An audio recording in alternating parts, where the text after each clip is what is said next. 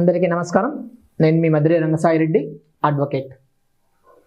ఈరోజు ఆంధ్రప్రదేశ్లో కొలువు తీరినటువంటి కూటమి ప్రభుత్వం మరో 2 హామీల అమలుకు ముహూర్తాన్ని దాదాపుగా ఫిక్స్ చేసినట్టు మనకు విశ్వసనీయ సమాచారం. మే 2 జరిగినటువంటి అమరావతి పునఃప్రారంభం ఆ మహోత్సవానికి సంబంధించి చంద్రబాబు నాయుడు గారు వారి ఎంపీలు, ఎమ్మెల్యేలు, కార్యకర్తలతో ప్రధాన కార్యకర్తలు నిర్వహించిన టెలికాన్ఫరెన్స్లో ఈ విషయాన్ని వెల్లడైనట్లు వివిధ మాధ్యమాల ద్వారా మనకు కూడా తెలుస్తుంది. ఇందులో భాగంగా ఈ మే నెలలోనే దాదాపుగా తల్లికి వందనం, అలాగే అన్నదాత సుఖీభవ అనే ఈ 2 ప్రధాన పథకాలను అమలు చేయబోతున్నట్లు తెలుస్తుంది.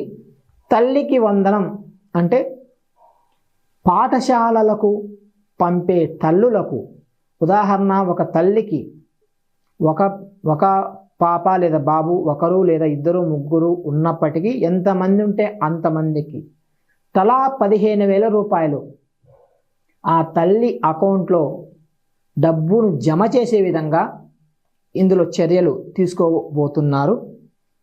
అలాగే 2వ పథకం అన్నదాత సుఖీభవ. ఇందులో ప్రధానమంత్రి కిసాన్ సమ్మాన్ యోజన ఏదైతే ఉందో, పిఎం కిసాన్ యోజన ఏదైతే ఉందో, దాని తరపున ఒక 6,000 రూపాయలు కేంద్ర ప్రభుత్వం ఇస్తుంది.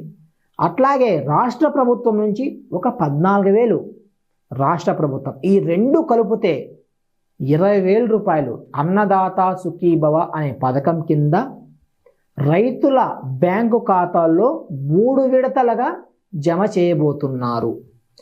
దానికి సంబంధించిన అర్హతలు, విధి విధానాలన్నీ కూడా మనకు అతి త్వరలోనే తెలిసే అవకాశం ఉంటుంది.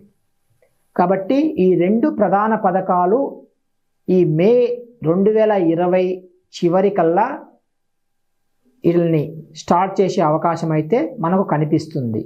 ఇప్పటికే సూపర్ 6లో భాగంగా మనకు ఎన్టీఆర్ భరోసా పింఛన్లు ఒకటి, అలాగే నెక్స్ట్ వచ్చేసి ఈ గ్యాస్ సిలిండర్లు, అలాగే మెగా డిఎస్సి, ఈ 3 కొంతమేర అమలు చేయడం జరిగింది.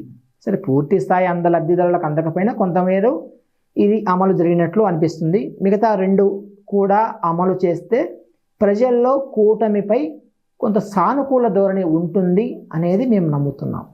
ధన్యవాదాలు.